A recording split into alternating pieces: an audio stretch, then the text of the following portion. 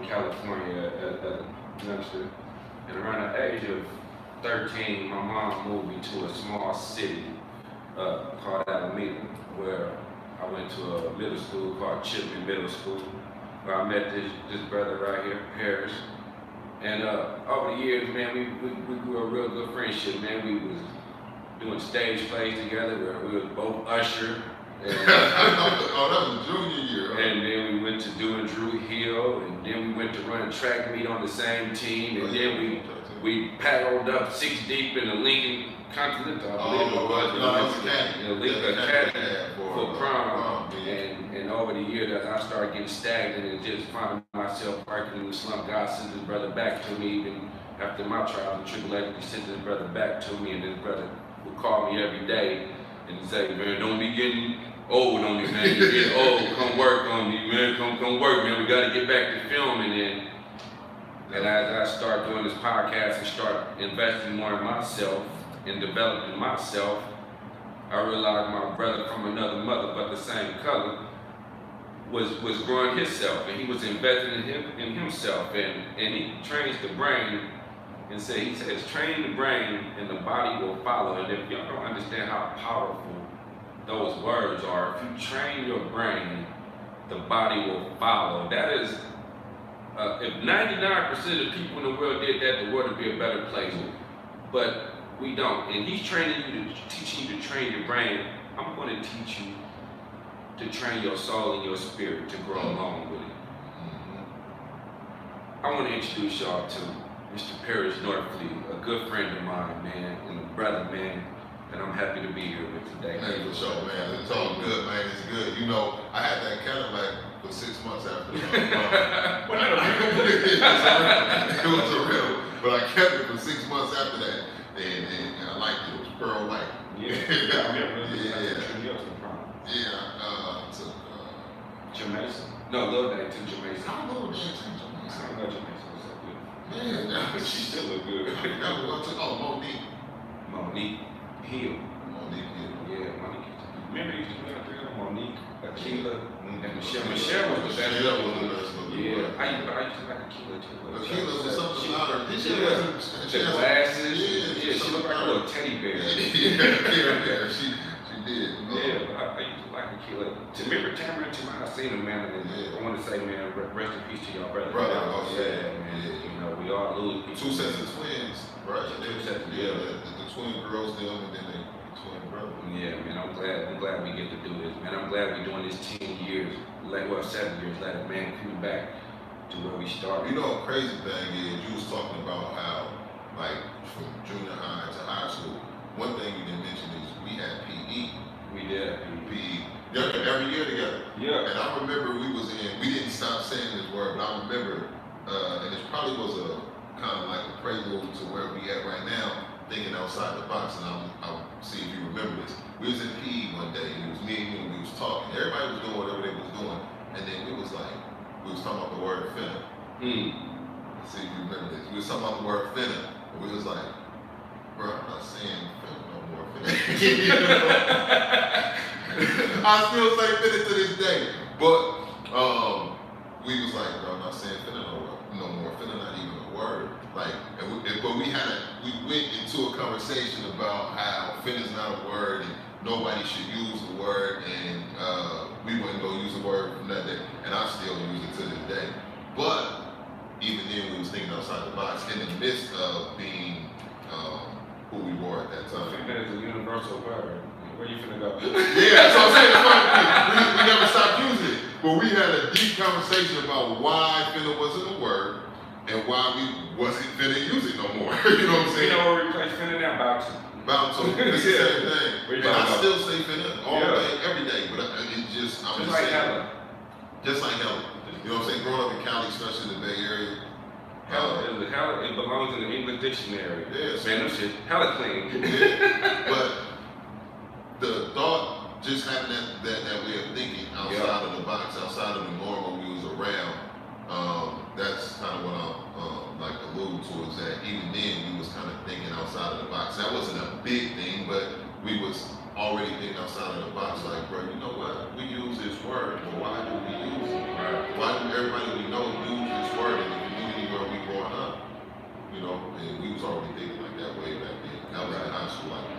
You know, God got a way of putting things on people. He got a way of seeing things in us that we don't need to see. And I'm gonna tell you something.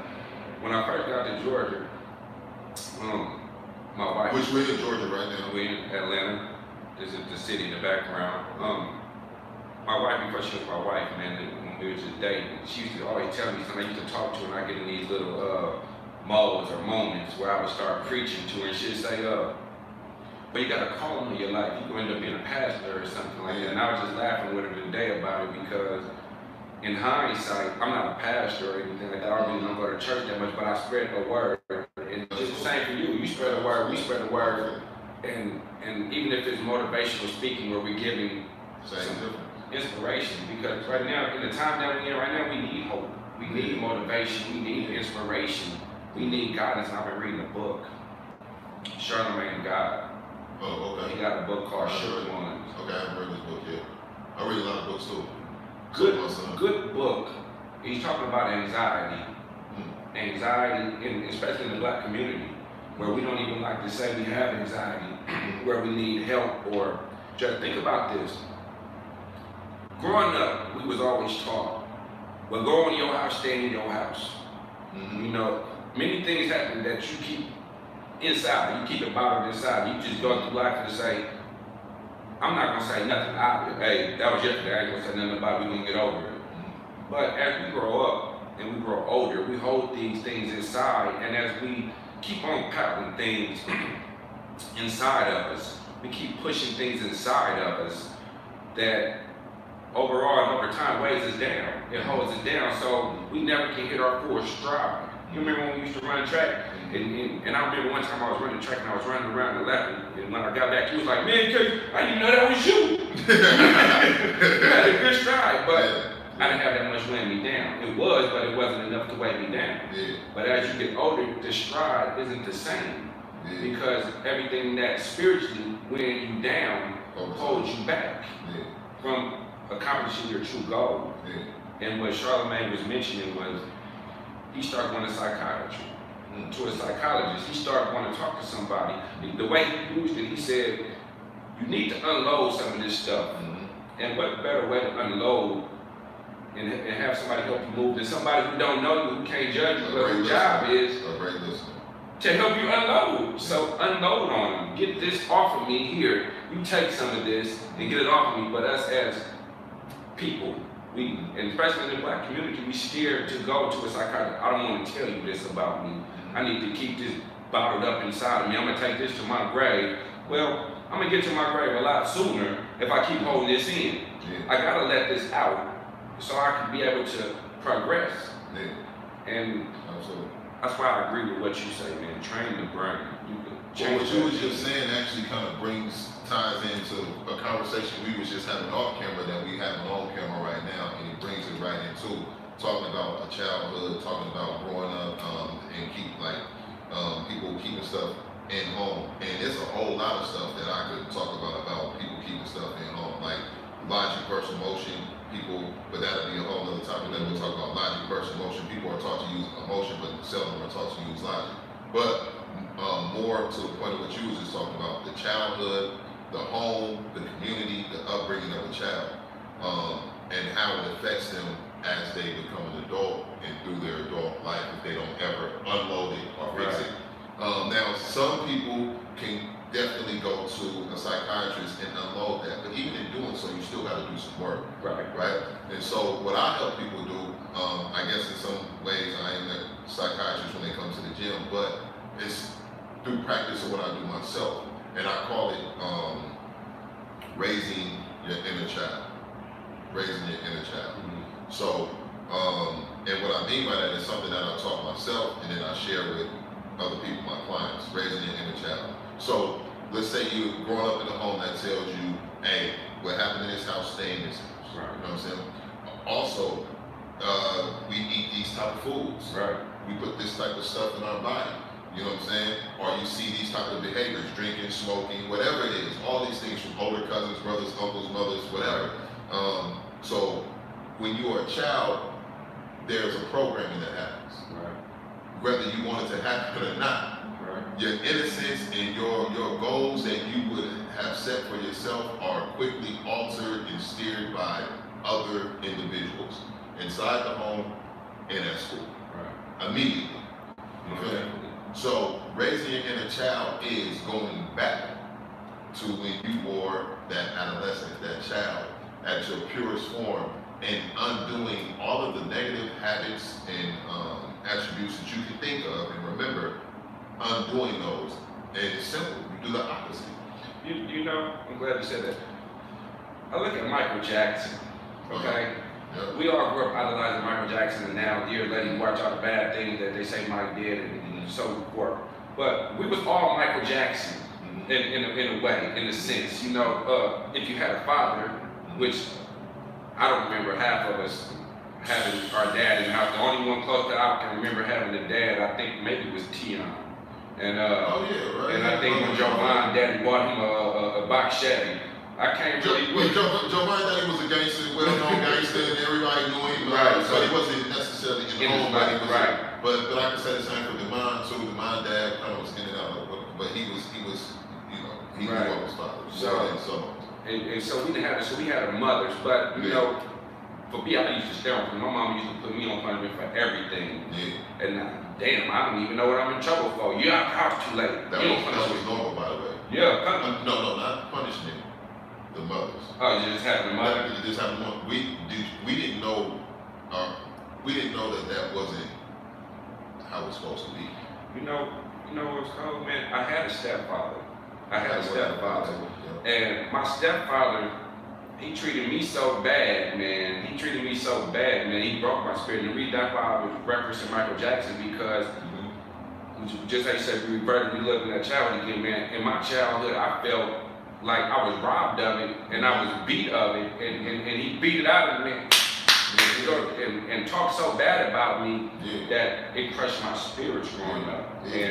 And that weighs down on you where you like, man, dude, like, I'm a 7-year-old kid, man. I'm getting beaten. I remember a story, man. This is a real story, man.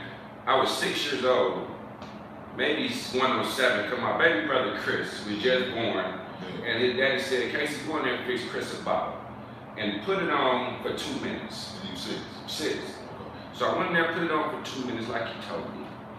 Beep, beep, beep. Took it out, brought it back to him. He took the bottle, did the bottle test, put the milk on his arm, milk was too hot. He said, why the fuck you put this milk in there for 2 minutes? Nobody told you to do no shit like that. You little piss-colored, red-haired boy. Grabbed me by my shirt. The man had the big rings on, but he pulled me. Bah, bah, bah, bah. Punched me dead in my face a couple of times, bro. I sat there crying, and I couldn't call my mama, because my mama scared of because he jumped on my mama. You know, when you grow up and you see these kind of things, as a child, you're traumatized, but you're taught to keep it in the house. So when you're growing up with all this burden and all this pain that nobody knows, and you harboring it, and before you know it, it's devil. So all the time, I'm angry. I'm angry because I'm looking for my daddy. Where my daddy at? Daddy, how you let this other man beat on me right now? If another man looked at my son the wrong way, it's gonna be a serious bad day. I hope you brought the lunch. Which is why you're raising yours. So that's exactly why. That's part of the reason why you're raising yours. Well, go ahead. And you know, with that, man, I salute fathers now. You, myself, and a lot of fathers now, because right now, a lot more fathers are taking the responsibility. Man, I'm raising my kids. This is a new generation, because a lot more now. I still see some that just running out here and dropping them off. I can name a whole bunch of them. But for those that are doing the right thing, man, that's appreciative, because we grew up without it. And when your childhood is ripped away like mine was, and my mom used to always say, well, you need a psychiatrist, but I'm angry, and I know I'm angry. I don't know why I'm angry, but I'm angry. Where my daddy at? Mom, why you ain't saving me? Why I gotta watch you get slammed through a table? Why I gotta get slammed through a table? Why we can't go over here? Why I can't never go there? And all these things build up on you, and it weighs you down. It's like an anchor dropped into the bottom of the ocean, and you trying to get to the top, but you can't get to the top because something keep pulling you down. So this is what I said, because you got to go back to like how old. This is how. See, my mom in particular, my mom had her first child when she was 15. My older brother had me by the time she was 18. So by the time she was 18, she had 2 kids. All right. So then I consider these facts, right? Like who raised them and what they went through to become the person they was by the time they had children, and how old they were when they had children and where they were in life. That's the person who was your parent. Right. Right? So they being 18, my mom always will only be 18 years older than me. That's it. She can never transform to be 40 years older, more 22 years more mature than she was when she had me, which she probably should have been when she was 18. So then I consider the facts like this when I go back and start raising an inner child. This is one of the things I do. I look at the people who had a hand in raising me, stepfather, mother, whatever, and I say, okay, the job I was looking for them to do is now my job to do.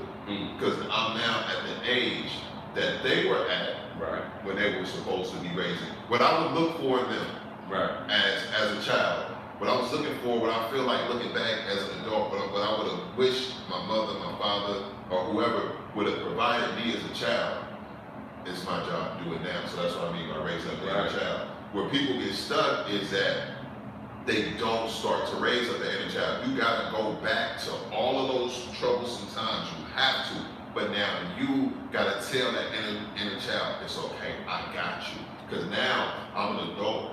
Now I can fight for you. Ain't nobody finna punch you in your face. Now ain't nobody finna throw nobody through no table around. Ain't none of these things about to happen. And all of those things that happen to you, don't worry about it. I got you. I'm going to raise you up. So now all of the emotions, the bad habits that were taught, all of the things that were learned, this adult that's capable of doing it better than the adults that were then has to do the job now. And when this adult that's capable of doing the job better than those that were in your life then starts to raise up the inner child, it's like freedom. And you accomplish way more than you would ever think. And then people start being like, bro, what you been, how you changed like that? I started doing this when I was 22. That's when I had my son. I had mine at 21. Yeah. When I had my son at 22, that's when I started raising the inner child. And I see people in my family, like my own brothers, who haven't started doing this, and I share with them, or clients who I train, and I share this with them.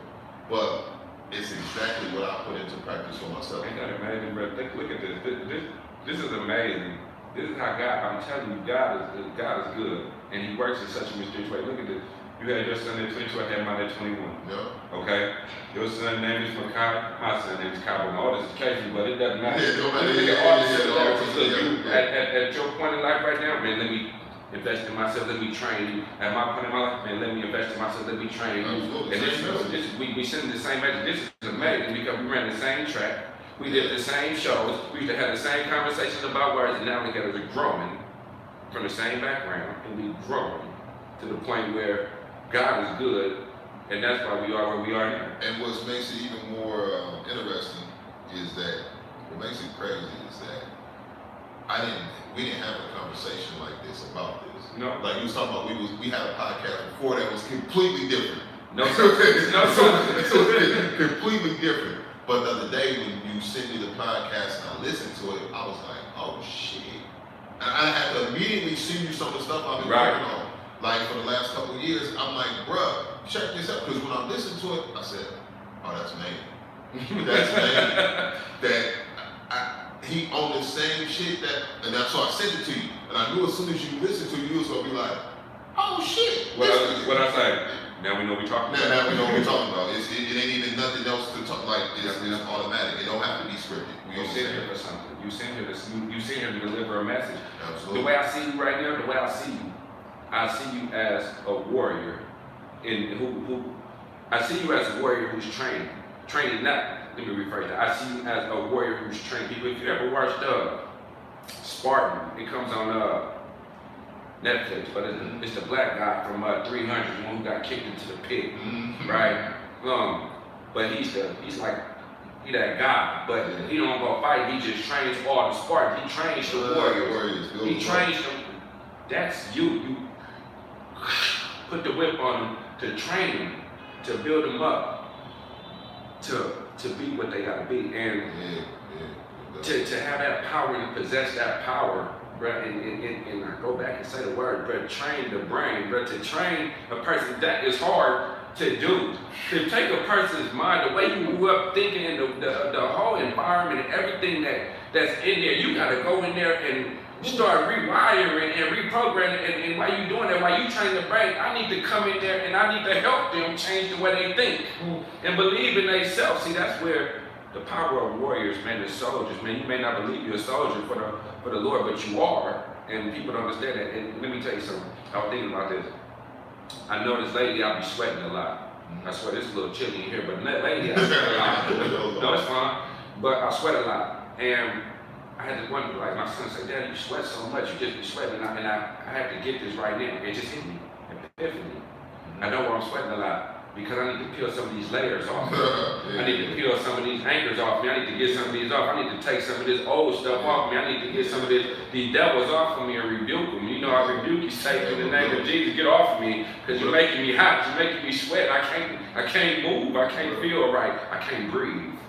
You know, and I need to breathe. I need to be able to. And what I'm gonna do is I'm gonna go sit down with somebody.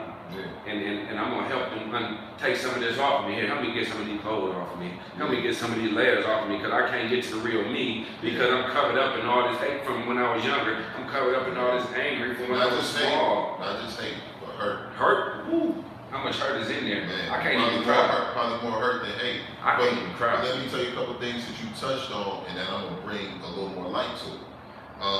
You say, you know, being able to create warriors. See, people have gifts, and it's a gift to be able to do certain things. But in doing so, you have to, and this is what I feel, you got to practice what you're talking about. You got to put it into practice. Practice is the best teacher. Experience is the best teacher. Right. So anything that I'm showing somebody else, you best believe, even if it's an exercise, right, whatever I'm talking about, I'm doing, or I've done it, I've put it into practice myself, which makes me a master at it, because of how long I've been doing it.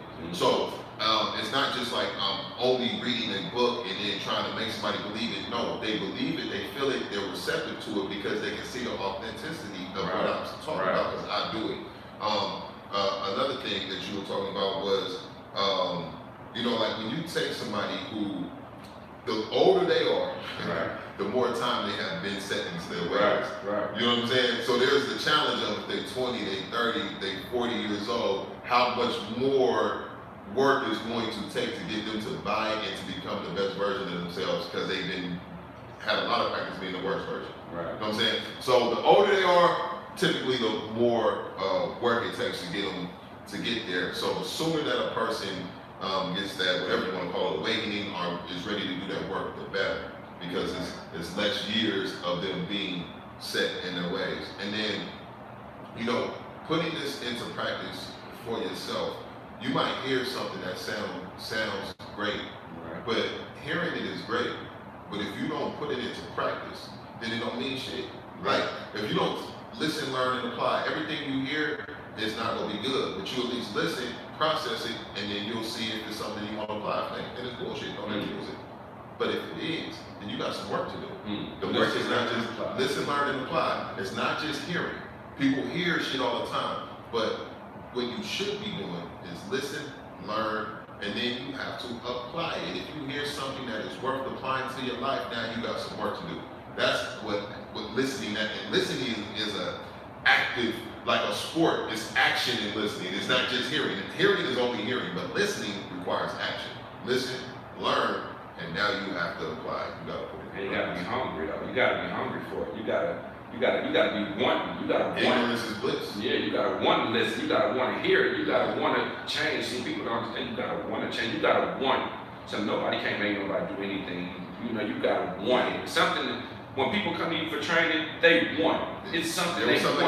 Right. That's what made them come there. You know, it's even if they don't come every day, you know it's a want. It's something in there that making them want to come back. So my job is to grab you. Let me grab you and pull that and put a little bit more light on it so you can focus on it a little bit more. And let me get you just a little bit closer till you start coming in on your own, where it's so right in your face. So it becomes a lifestyle. It becomes a lifestyle like that, man. Make it a lifestyle, man. people gotta have a mentality. I was listening to Dr. Miles Monroe. I don't know if you ever heard of him, but I was listening to Dr. Miles Monroe, and he was talking about leadership. He was talking about leadership and how the higher power, Jesus and God, they created, when he identified with two animals, the lion and the eagle. Okay, and this is cold, right? But I'm gonna use the eagle first. He said the eagle can fly so high, I guess by 3 to 4 miles or something in the sky, higher than any other bird. Okay, higher than any other bird. So when an eagle is flying, and if an eagle comes across another bird in the sky, it has to be an eagle. Because no other bird can get up that high. So they don't travel in flocks. So if you see a flock down here, there's got to be pigeons. There's got to be some pigeons who just want to gossip and run around. I'm going to go eat this, I'm going to go do this, I'm going to do this, I'm going to talk about this. Because it's easy to sit right there, but an eagle is way up there, so there ain't no coming. I've never seen a flock of eagles. You ain't going to see a flock of it. And if somebody say, why you going over there? Why you want to go train? Why you want to go do this way? You got to get away, because that's a chicken. And they only fly when they're scared, so you get away from them. But an eagle flies up high by itself and alone, but then he went to a lion. And the mentality of a lion. And he said, the lion is not the biggest cat, it's not the biggest animal in the jungle. It's just the lion. It's the mentality of a lion. It can make an elephant turn into a sheep. When a lion sees an elephant, a lion sees food. When an elephant sees a lion, the elephant sees danger and turns into a sheep.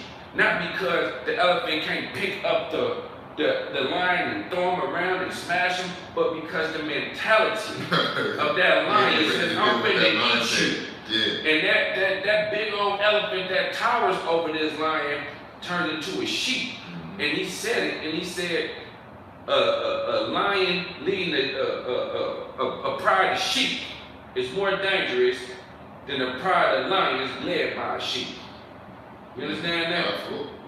So if the lion can teach some sheep to be more dangerous than some sheep, than some lions taught by a sheep, you better have the mentality of this damn lion that's gonna make an elephant turn into a sheep. Absolutely. In the presence of the sheep turning a lion into something that he's not. Man, I'll tell you what, man, a lot of people need to change the way they thinking, man. A lot of people want to be Indians, want to be chiefs, but don't want to be Indians. Yeah. But everybody want to be a leader, but nobody want to learn to follow. In order to be a good leader, first you got to learn how to follow, because behind every follower is a great leader hidden inside of them. But first you have to learn how to do it. That goes back to our environment and the way we was raised, because the way we was raised, it stays in our mind, and the way we was trapped, it stops us, and we prohibited our parents. You hear some people say, you can be whatever you want to be. Go do this, you can do that. But do they really do they say it with conviction? Do they make us believe that we can be anything? What we learn was, man, you go to school, go to work, get a good job so you can be a doctor or a lawyer. Why y'all don't tell me I can do whatever the hell I want to be? Tell me that. Tell me, man, the agents, man, he went to say he talked to the agents. And he said, everywhere I go, man, every time I look in the community, agents own the store. The agents, man, said, we noticed that too. He said, but every time we get to a new community, we don't look for a job, we look for which business we can buy, which business is available. And he said, so whatever job we're working at the moment is just a temporary until we can get enough money to buy the business. And see, that's where nobody trained us that. They trained us to go to school to get a good job. Train me to go get a good business. Yeah, absolutely. You know, and that's what I think, and that's where you train your brain. Yeah, well, see, when I be telling my members, my clients who I work with, that what we do in this gym and outside the gym is not just about exercise. It's about lifestyle and complete lifestyle. As you start to see success in your training in the gym, you should also see success in how you're thinking about all things. And everything that you do should get better. The way you handle business. If you have a shitty job or environment, or if you have a group of people like you were talking about that are around you, one of the best things that can ever happen for you is this right here, because it happened for me. You start to lose a lot of that crap. You find yourself on your own individually. That is one of the most beautiful, and this is something I teach my son all the time. The number one distraction for people is other people. Yes. The number one distraction for a person is another person. People are the number one distraction for people. It's not just the music or the movies or TV, because people created all that. The number one distraction for other people, for yourself or other people. So, for instance, like you were saying, an eagle says he wants to fly up here, and then pigeon's like, why the fuck you flying over there? Right. See, and what happens to that person that started to become an eagle? That one wing get clipped and they come right back down to the pigeons, because the pigeons told them. But you know why pigeons do that? Do you know why it's a bunch of pigeons, why a bunch of people fight security? Well, not just because they like to be messy. When a person sees you, because it's about to happen with you right now, trust me, family members and everything else, what happens is when they feel uncomfortable about your growth, it makes them feel insecure about themselves. Well, what are you saying about me? You think you too good to be like how we always been? We was raised to be ignorant. Right. We was raised to put this in our body. We was raised to drink this and eat this and smoke this and do this. And then you feel like you got the audacity to feel like you better than that? No, what am I supposed to do? Then you talk, well, I gotta better myself too? Right. I'm not ready to better myself. So no, motherfucker, you can't go fly. You stay right here, keep doing this. Nigga, hit this weed. Man. Drink this drink. What's wrong with you? Man, why you just said that, I swear on everything I love, I just got this text message the other day. My brother Jamar, he had a suit on. And when he had his clothes on with this suit, and I said, damn, boy, breathe, looking like a light-skinned Michael Irvin. Now, that wasn't no insult, I was just telling him, relax, boy, you look sharp. That's to me, that's what I was telling him, boy, I don't think Michael Irvin dressed bad, but I was being funny with him. But then I said, okay, I sent him a picture of some cologne. And I said, before I said, damn, look like you trying to compete with me now. So I sent him a picture of the cologne. I said, then what your smell game like? He said, man, you know, I got some Polo, but I don't really like it. I said, well, look, Polo is better than no-mo. So, you know, it's all good. My older brother, Johnny, gonna text me and say, nigga, what you mean somebody trying to compete with you? Nigga, ain't nobody trying to be like you. Nigga, you already criticizing this man for this man doing good. I mean, you already trying to criticize this man. Who the fuck want to be like Casey? I went back to the adolescence then, because the men we used to get into, I said, nigga, shut the fuck up. What you talking to, nigga? I'm gonna tell you about that though. What you talking about? I said, nigga, I'm not criticizing. Nigga, I'm complimenting you. But you was joking. You was brother. You was joking. It was out of love. Right. But you was complimenting him at the same time. But he took it, and just what you just said. You feel like I'm growing, so you wanna say, how dare you say somebody wanna be like you or try to be like you, nigga? Fuck you. You ain't shit just like I ain't. Right.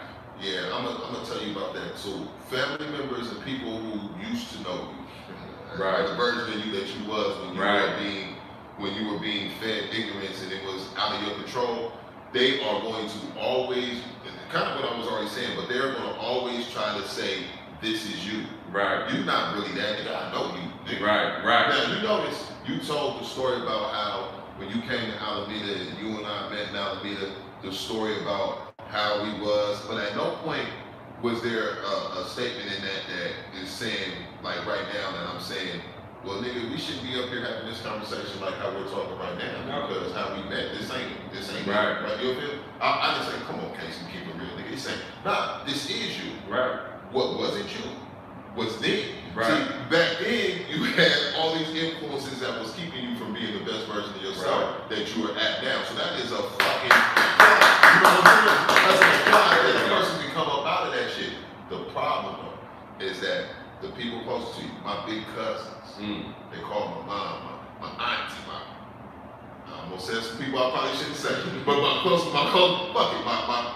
grandparents, you know, like, people like, they call and they say, who parents are here? But because what it is, and when they talk to you, they go, this is gonna be a challenge. They gonna bring the worst part out of you that you growing from, because like you said, you gonna instantly identify with how you always dealt with that person. But the real power and the freedom is to not.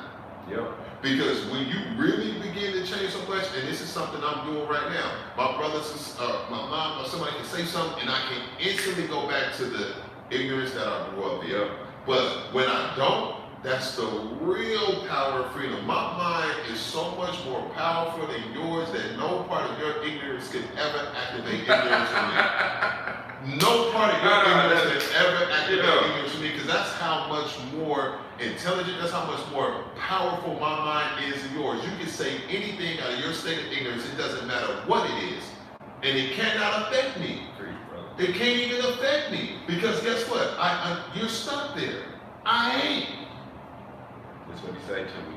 I swear I can't make this up. We were standing on the porch having a conversation. And we were rapping with the beat, and I said, bro, you know, I'm done rapping, bro. I'm over that. If I didn't make it, I'm done with that. That's not me. He said, that's because your life ain't bad.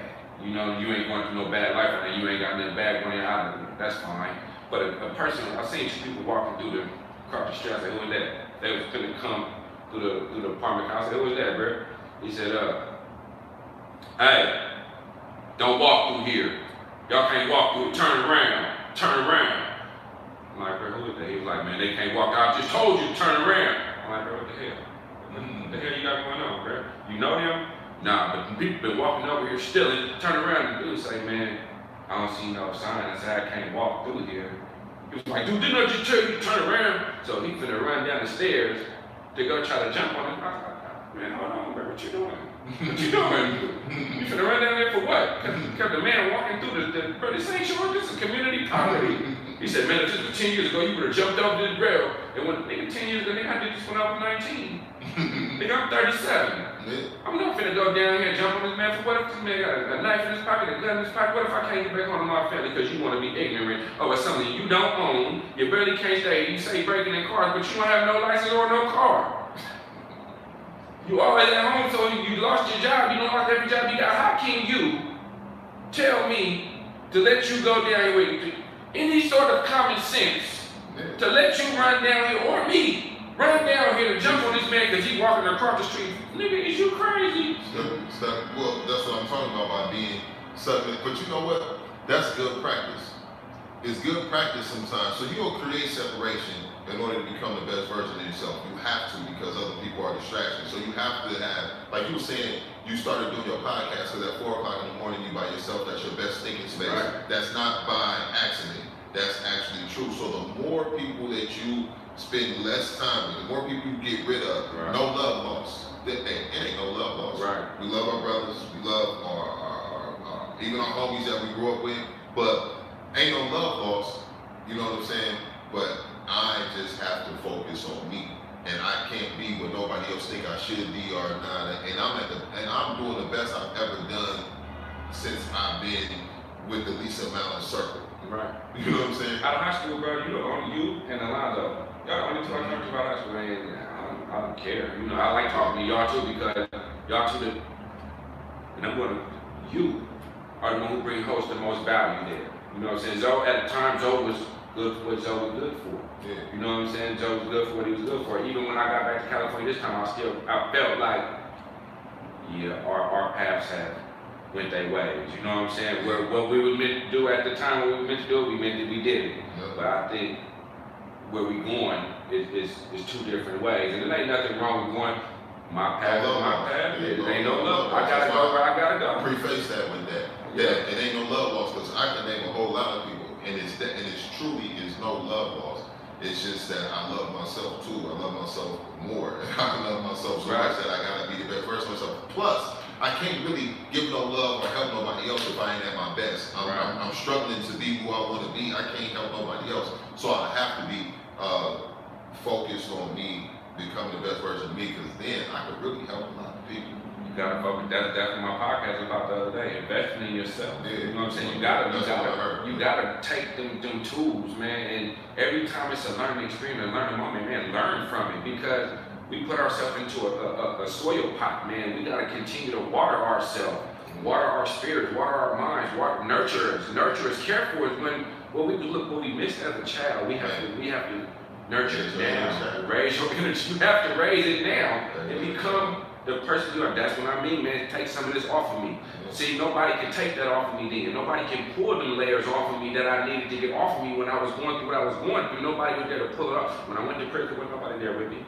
My wife was. She held me down. That's why I stayed loyal to her. Because she stayed loyal to me. She held me down with nobody there for me. I was there trying to, but the layers were piling on me. But it took prison to get me off the dope. It took prison to settle me down and humble me. It took prison to say, look, man, you gotta come out and be a man. Without prison, I had jobs. I wasn't worried about my job. I'd sell dope, I'd snort coke, I'd smoke weed, I'd drink all day, I'd go back and sell dope again, buy clothes, not save, didn't prioritize nothing. I wanna fuck every woman I see, snort all the coke I can snort, smoke all the weed I can smoke, drink all the drink I can drink, fly here, go there, do this, do that, shoot you, shoot back. I don't care if this is what it was. You know, this is what it was. But now prison took that and said, look, man, sit your ass down. You about to kill yourself, or somebody gonna kill you. Yeah. So sit your ass down and get this out of you. It took that. The prison took that. Prison said, man, sit your ass down and get this off. Get this stuff off for you. And now, 10 years later, when I look at it, and I know I said shoot you and that, I don't shoot nobody, but what I meant is that lifestyle, that mentality, that's where it takes you. Absolutely. And I used to walk around with pistols all the time, and I don't walk around with pistols now. I don't want to shoot nobody, hurt nobody. Hey, I want peace and tranquility. Absolutely. That's all. You know, you can still walk around with a pistol and don't want to hurt nobody. Just in case. Yeah, I ain't looking to hurt nobody. But ain't nobody ain't nobody around me either. Hey, so the inner child, right? So how do you do it? Right? How is it done? Because somebody might say that. Somebody might say, okay, that sounds good. I want to do it. Right. Now, I need some damn specifics. Like, I'm looking at Pinterest and it tells me if I want to make this pie, I go buy this crust, step by step. So, how raise the inner child? I like what you said. I can rewind that and hear it again. But how do I do it? You got to buy the book. No, it ain't no book. You got to buy the tickets to the conference. No, but this is how you do it. I'll give you an example. You start to think back to and don't be, first of all, fear. You can't be afraid. Like, fear is an emotion. And you can't lie. You were talking about on that podcast, and you can't lie. So you have to be courageous enough to identify the root of a problem in order to solve a problem. The reason that people never really solve a problem is because they are not courageous enough to actually identify what the real problem is. So you got to go back to your childhood and be very open about the things that were very graphic. Motherfucker having a ring, punch me in the face. You got to be able to stand up now because you're the man, right? That needs to protect that inner child and go right back to that. You can't shut that out or sugarcoat it or not really identify it. You got to go back to that. And then you have to also go back to what bad habits were pushed on you from those type of circumstances. Don't choose all of them because you might sit there, you might come up with 10 of them. If you do come up with 10 of them, write them down, but choose one. Mm-hmm. Choose one. This is the one right now that I'm going to overcome.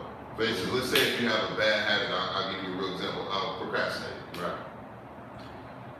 Write it down. My bad habit is procrastinating. Now, what's the opposite of procrastinating? Yeah, not to procrastinate. Right. This shit is real simple. If this is, I'm gonna do the opposite of procrastinating. So since I always, and I said that because a lot of people have a problem with procrastination. So I always procrastinate. Well, now I'm no longer gonna procrastinate. And I'm gonna put this into practice for 30 days. For 30 days, I'm gonna focus on not procrastinating. Anything that I set my mind to doing for this next 30 days, I'm going to do it no matter what hurdle, no matter what comes my way. I'm going to focus no matter what. I'm going to get something done that I should be getting done on this day to get through this 30 days. That's powerful. And once you do that, you have just built a new habit. 21 days to build a habit? I think it's something like that. But I say 30 days. Again, I'm only speaking of stuff that I actually do. Right. You know what I'm saying? And then the funny part about it, I'll share some of this stuff, and my mom or somebody, or I'm talking to a client, they're like, hey, that was in this book. You should read this book. And I actually, they don't know this, I'm about to give it away. I told my mom this, I actually get excited. Because then I'm like, that's confirmation. I didn't read no fucking book. Right. I just did it. I used my best thinking and I did it. And then when somebody tell me, oh, that was in this book by this famous doctor. It lets me know that I'm in good company. You You know what I'm saying? So you take this habit, you write it down, you focus on it, and you do the opposite for 30 days. And when you master that one, go on to the next one. And you keep finding, and you'll be sitting down in your bed when you at your clearance or whatever, and you'll go, oh, you know what I always had a bad habit? It becomes second nature. And it becomes fun, it becomes rewarding, it becomes like, what? I can't wait to do the next thing. What's the next thing? And then you think of the next challenge and you're like, oh yeah, that's a bad one. Every time I'm around my mom or my brothers or whatever, they can always pull that. And that's accurate. So that's part of what you said, because I just read the Charlemagne book. I couldn't wait to finish that book so I can get on to the next book that I got, Napoleon Hill, Think Rich, Become Rich. I was trying to hurry up and finish reading this one. The book I'm reading right now, my son picked it out. It's called, it's written by the dude who wrote Rich Dad, Poor Dad, but it's called Rich Kid, Poor Kid. I think I heard, what is this dude's name who wrote that? Everybody knows his name. I forgot his name. It's Key something. Something. Well, I forgot his name right now. But anyway, Robert. Anyway, Sasaki? Something like that. Yeah. But yeah, I'm reading his second book right now about wealth and all that. But again, getting back to the inner child, I want to make this very clear. One of the ways that you put it into practice of raising an inner child is being the adult now, like I was saying before, that you put it on yourself to raise that inner child the way it should have been raised by the adults who were there at your life at that time, that actually influenced some of the negativity and the chaos of the bad habits that you have today. So now you put it on yourself. Okay, you know what? I'm not gonna blame my parents no more. Will Smith said something like that before. He said, "Don't. It's not your fault. But it's your responsibility. It's not your fault what happened to you, but it's your responsibility to not stay there and get better." So that's kind of what I'm saying. It's not your fault that your parents didn't give you the best, or they were not stable, or whatever it was. Whatever you went through, it's not your fault, but it's damn sure your responsibility to now raise up that inner child and come out better than where you are or should have been based on the shit you went through. What you just said, when you finna fix a habit, fix something, when you like fix a procrastinating, that is exactly what I like to tell people too. When I say invest in yourself, because in your ways to success in leadership, be definitive. Be definitive in what your goal is. Don't pick everything. Pick one and master that one. Pick one and focus on it and be definitive in what you want. When you say I want to be successful, when I tell y'all I'm a motivational speaker, I'm not telling you I want to be. I'm telling you I'm a motivational speaker because my subconscious don't recognize don't and can't and won't. It recognizes I'm a motivator. Can we add another word to that? Shoot. Because this is a word that a lot of people get tripped up over. Don't, won't, can't. But I'm gonna add another word. I'm gonna add another word that's even more deadly than those words. So people accept it. Try. Try is associated with failure. Immediately when people say try, or if someone else says at least you tried, it's associated with failure. Try means to attempt, but it's an attempt at failure. Like you're saying that, well, at least you tried. We don't say try, and all my clients do. Whoever watches go laugh because they know anytime. Well, I was trying. We don't try. They already know. We don't say try in my gym. We don't say try in my house. We don't say try in my circle. We don't try to do shit. We do. You do it, and what you can do is say, well, what if you're not capable of doing something at that point? What do you do? Well, then you strive. Strive means to fight vigorously until you achieve. See, there's no failure attached to it. There's no failure attached to it. Strive means to vigorously fight until you achieve. Until you achieve. There is no trying. There is no failure. You keep going until you achieve this thing that you set out. But try, you could fail, and then people will say, well, at least you tried. So trying is for weak-minded people. That you strive. Yeah, trying is for people who really don't want to do shit. They just want to say they tried and get pat on the back, and the world is against you when you're a trier. Ain't no triers around you, but you can strive. Because strive means that you're going to vigorously fight until you achieve the goal you set. There is no trying, there is no failure, there is only striving. So if you're not ready to strive for something, then you are not being honest with yourself. Right. You're lying. You're trying, and you want me to accept the lie. Right. When somebody tell me that they trying to tell me that they want me to be along with them. Oh yeah, fuck that. Don't even say try. Right? My people literally can't say try. We're not doing no trying. No try. No try. And it's so that's another word along with can't, don't, you know, all those negative. Don't try it. You can't strive though. Words is so powerful. Words is powerful, you know, and the mindset behind the words. Right. So when you claim something in your life, then claim it. Don't just like I said, don't you try and claim on something. The words is powerful, and you got to see it because your subconscious don't understand words. It sees pictures, so you got to see it. Man, I'm a motivational speaker. I'm worth $5 billion. I have 7 best-selling books. I am bigger than Jay-Z, richer than Beyonce, next to Bill Gates, and I'm on my way to see Jeff Bezos. Yeah, you have to see it. You got to see it. You got to claim it. You got to be definitive in what you do. Be definitive and pick it, man. With a bullseye. That's what I'm doing. This is why I'm focused at. And when you wake up in the morning, just like you said, just you know what? That'd be the first thing you think about, the last thing you think about before you go to sleep at night. Man. And when you get up and you go out the door, the distractions will start to come at you. And then depending on what your household is like, some distractions that happen as soon as you open your eyes. But you have to remind yourself at all times. You have to find pleasure, you have to find peace, you have to find happiness in your goal, whatever it is. So anytime that something tries to pull you away from peace, pleasure, happiness, you know that it's a distraction, it's not part of your goal, and you have to go back to your goal and remind yourself, keep your goal in front of you constantly until you achieve it and master it. It's no other option. And and again, this is something that I put into practice. I'm not telling nobody shit that I don't do myself. I do this. But we went into an hour. I bet we can break this up into 2 segments. Who do part one? No, actually, we're gonna give them 1 segment. You know why? It went longer, but this is the first introduction episode. Oh yeah, This is what they should expect when we give you no cap. We give you all facts and no fiction. We're not gonna give you we're not gonna try to give you anything. Yeah, but we will strive. We're gonna strive to give you the information and the tools you need to build yourself, to invest in yourself, because the biggest investment you can make in your life is in yourself. And I know they always say we have a crab in a barrel mentality. So, and they say each one teach one. But it's people along your life, and as you get higher up, and as you go, your circle gets a lot smaller. But always remember, it is somebody who's there along with you, because we don't make it all the way by ourselves.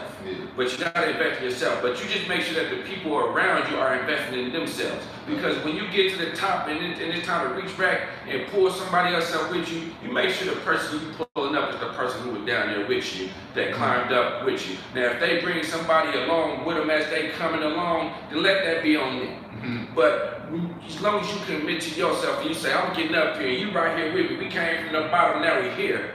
And we keep on getting to the top. And once I get up here and I reach back and say, oh shit, we done made it, get up here. You know, I'm not gonna reach down here and say, hey man, I see you, come on, boy. I'm not, man. As soon as you put that person up there, man, they gonna stab you in the back and push you off.